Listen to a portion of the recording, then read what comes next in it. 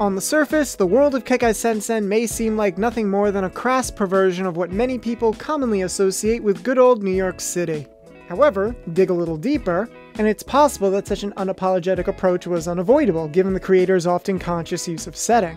I think we forget that mangaka Yasuhiro Naitao is no stranger to crafting distinct alien worlds that rely on extremities to reflect the journeys of his characters. And I'd argue that one of the many things that made Trigun a beloved classic of the 90s was how the unapologetic scarcity of its Wild West influences foreshadowed the desperate struggle of Vash's noble yet naive ideals. I'm the mastermind?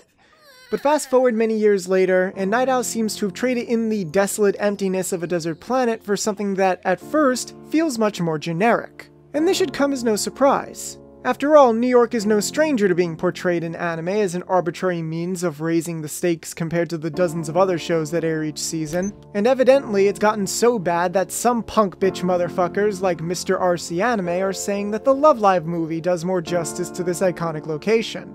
It's a starlit sky! New York, you're safer, and you're wasting. As opposed to the dangerous New York we always see portrayed in anime, the Love Live movie attempts to show the city in a more sober lens. That the city isn't just some battleground for characters to fight in.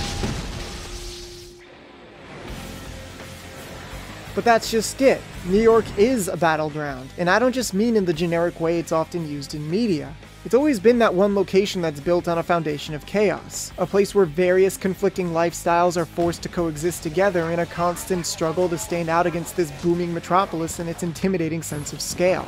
That's exactly why it's such an ideal platform for action set pieces. No matter how crazy things get, everything still somehow feels natural in this land of opportunity, even if it comes at the cost of the city ever having a sense of purity. We sometimes forget that's what makes New York so special. The fact that it's a place everyone knows but are unable to define due to its identity being inherently eclectic in nature. Something that people are seeing as fundamentally decadent nowadays more than ever. What? People think like that? Do people think?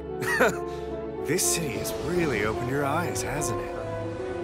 When dealing with an identity that could be analogous to a giant melting pot, inconsistencies are a given, ripe to be exploited for the amusement of those who see the world as just some bad joke. Come on, humanity. Just fall. So on the one hand, I can understand that lack of uniformity being a scary prospect, which is probably why more people are finding it easier to latch onto that one arbitrary element about themselves as a means of inferring their entire identity. However, I think there's an argument about how this mindset inadvertently limits our sense of self, causing us to go through life not knowing that we're all just an amalgamation of various experiences.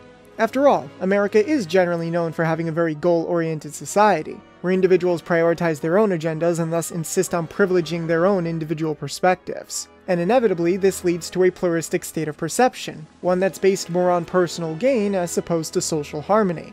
I mean, on a one-on-one basis, anyone can understand each other. But the human race as a whole? Not a chance. I must say, as someone who lives in New York myself, this nightmarish interpretation of my culture never ceased to remain amusing. But what allowed Kekkai Sensen to truly stand out as a work of animation was the compatible marriage between Night Owl's madcap antics and series director Rie Matsumoto's hyperactive, self-aware style. Love and peace!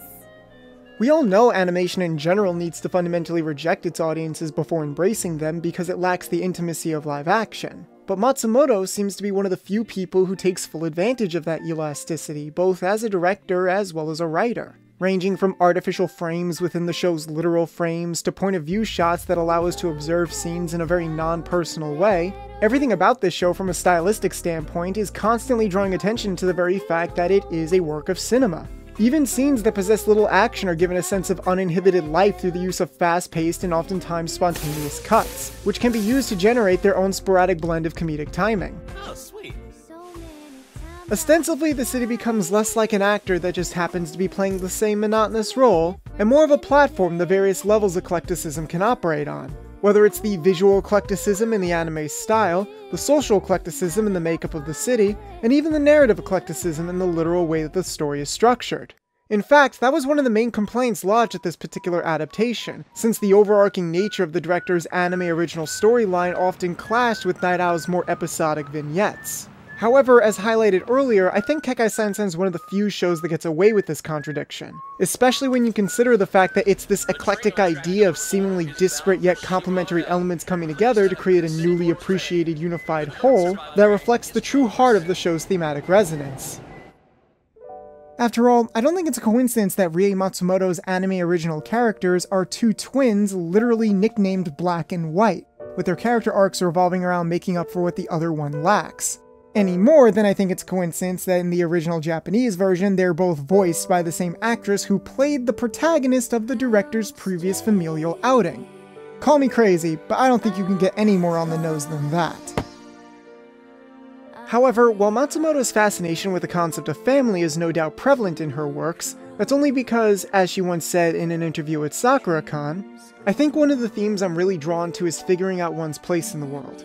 I expect these kinds of stories will have different receptions in different parts of the world, but I do think family is a huge part of that, and I want to clarify one's place in the world. So I think the family theme naturally comes from that. You remember what Mom and Dad said, right? The two of us? We're both one and the same. See? I mean, if you think about it, family itself is just a bunch of strangers supporting each other, being there for you when no one else will.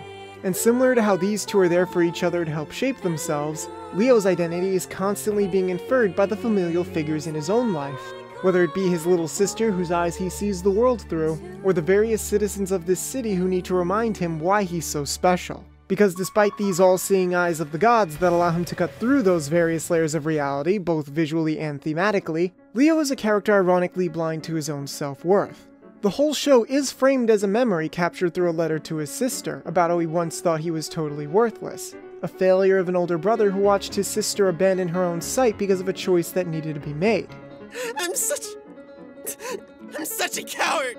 And at the beginning, Leo seems to embody that shallow idea of being defined by that one arbitrary element, because everything else about him can be considered unimpressive by comparison. You've always seen yourself as just a normal kid, and you're right, that's exactly what you are. You're normally caring, normally cheerful, and you're normally nosy. But by experiencing so much emotional upheaval, constantly challenged by a city that could swallow itself up at any time, Leo comes to realize that those other things about himself, his normalcy, his curiosity, his compassion towards his friends, everyone else would call it courageous and noble. It's because of the person you are that you don't think twice about your own safety when it comes to helping your friends.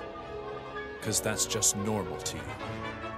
And by the end of it all, Leo has finally learned to embrace his own brand of eclecticism, because everything about him, even that which might not have seemed impressive or definitive before, matters now to his new family.